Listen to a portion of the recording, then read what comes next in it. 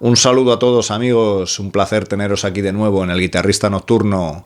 40 añazos han pasado ya desde la publicación del fantástico Metamorfosis de los Varones. Tenían la prueba de fuego de al menos igualar lo que habían hecho en ese magistral Volumen Brutal, y desde luego que no defraudaron. Sin duda este es uno de los mejores discos de hard rock hecho en castellano, con temas ya míticos como Siempre estás allí, El malo, ¿qué puedo hacer? O Tierra de vándalos. En este vídeo vamos a aprender a tocar de las guitarras de Carlos y Armando de Castro, de sus licks, de sus riffs y de esos fantásticos arreglos que hacían en las canciones. Recordaremos algunos datos importantes de este disco, como por ejemplo cómo fue esa grabación en Londres, en los mismos estudios donde Iron Maiden había grabado su Number of the Beast, o por ejemplo cómo fue ese intento de que el disco este o el siguiente fuera producido por el gran productor Mutt Lange, productor de AC/DC, que les ofreció una gira por Estados Unidos que finalmente tampoco se llevó a cabo, o también por qué ese varón al rojo vivo que todos conocemos estuvo a punto de grabarse en Japón y haberse llamado Varón Rojo at Budokan. Vamos a verlo.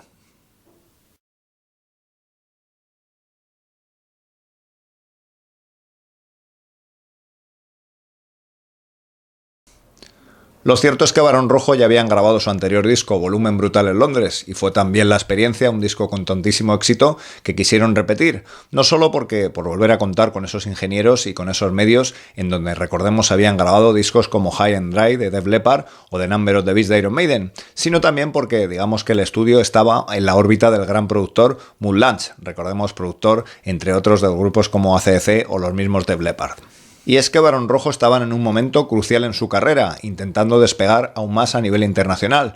Recordemos que ya habían grabado en inglés su anterior Volumen Brutal, disco en donde Bruce Dickinson, cantante de Iron Maiden, les ayudó a traducirlo, habían hecho jams con Michael Schenker, habían girado por Inglaterra y evidentemente las críticas eran muy buenas para el grupo fuera de España. Así que con este disco intentaron de alguna manera acercarse, digamos, a la posibilidad de que Mutt Lange lo produjera, este o el siguiente disco, algo que por desgracia al final no se produjo.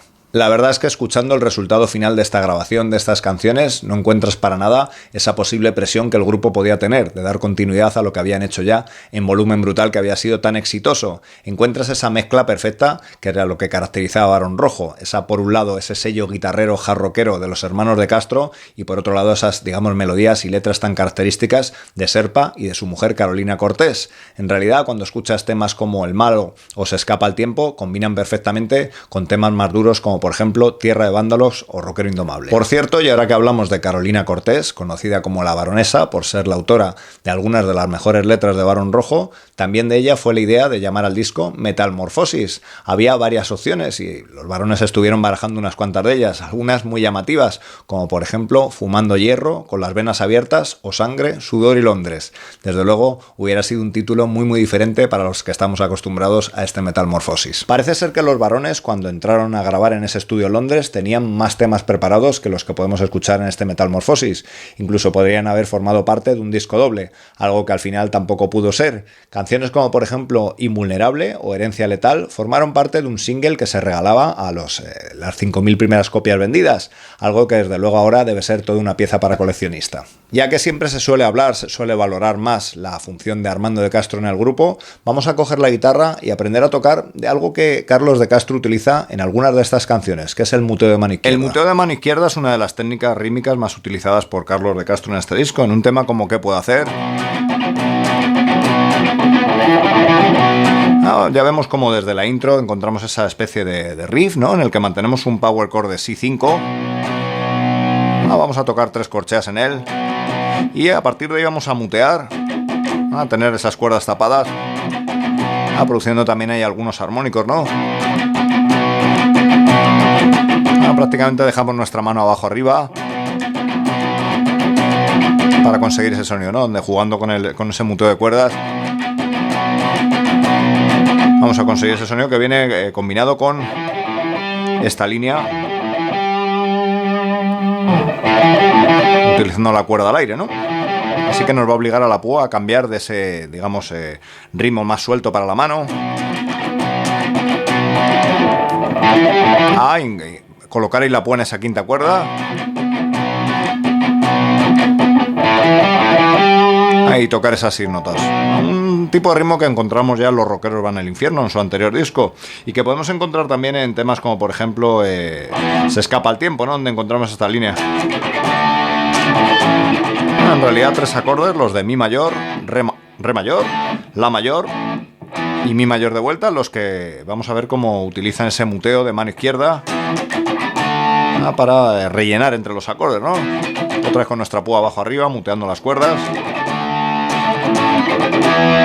Ese sonido, ¿no?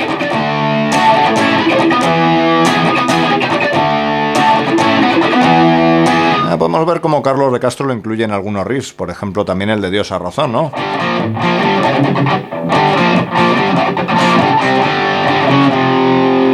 Volvemos a encontrar ahí entre medias, en este caso intervalos de cuarta.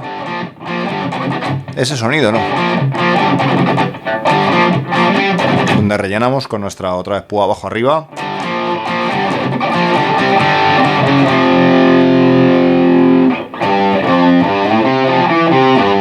Como parte de un riff.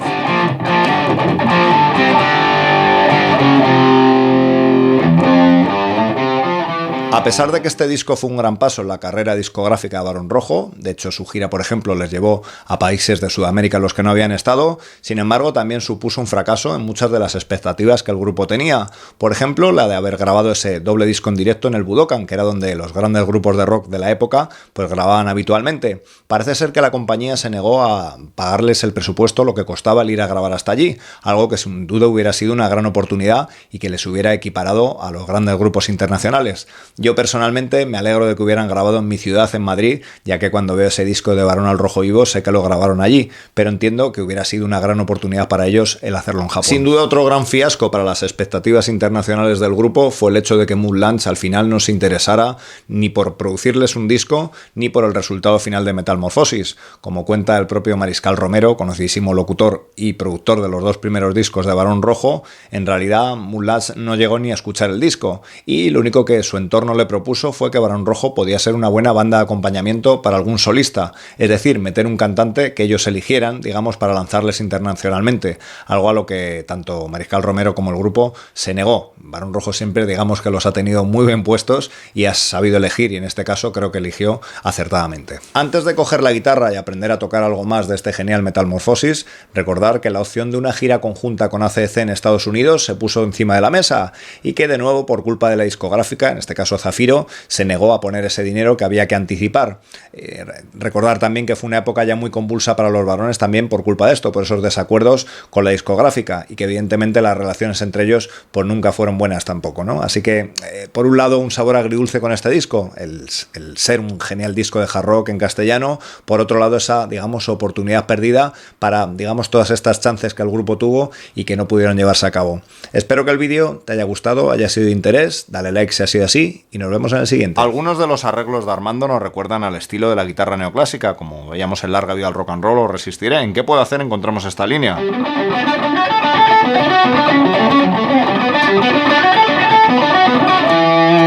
En realidad sobre estos acordes, en la parte en donde cantan lo de tú siempre dices lo mismo, nunca lograrás cambiar, encontramos que sobre esos acordes Armando va a ir tocando estas líneas.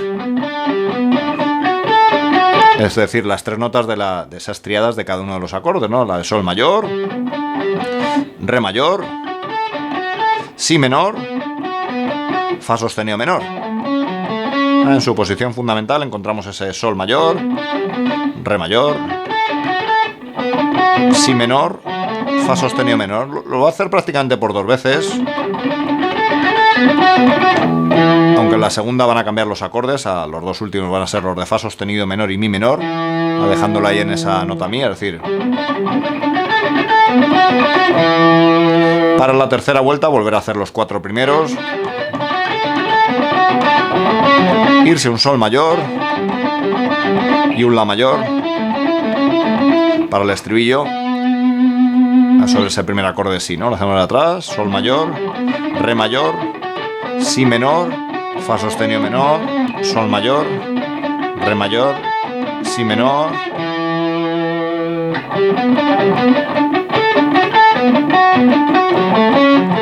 Salida en sol mayor, la mayor.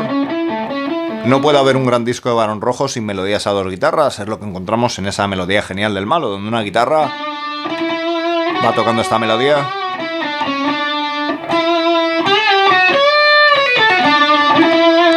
utilizando en este caso la escala de si menor natural. Vamos a ver cómo esa melodía va a ir armonizada, en este caso una tercera por debajo. Vamos a irnos a la nota si. Ahí vamos a escuchar esta otra melodía. Donde en la primera tocamos, en la segunda, esa tercera por debajo, a esa distancia de terceras entre ambas melodías, ¿no? Donde la primera acaba, para volver a repetir esas notas, vamos a acabar con...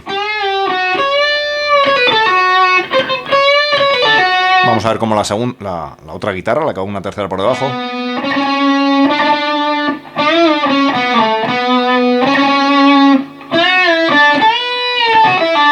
Va a meter esa última parte más pentatónica, ¿no?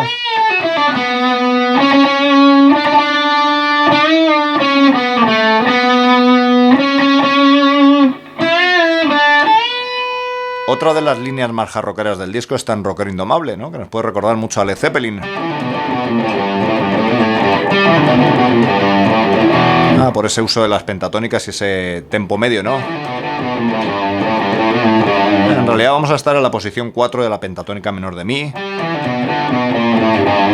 con algunos cromatismos.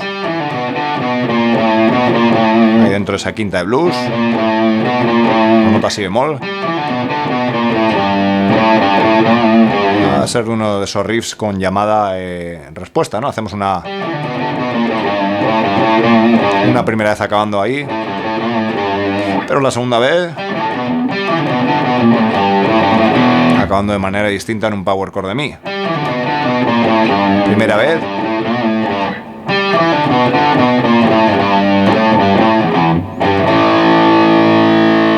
Incluso la respuesta. Así utilizando esa escala pentatónica.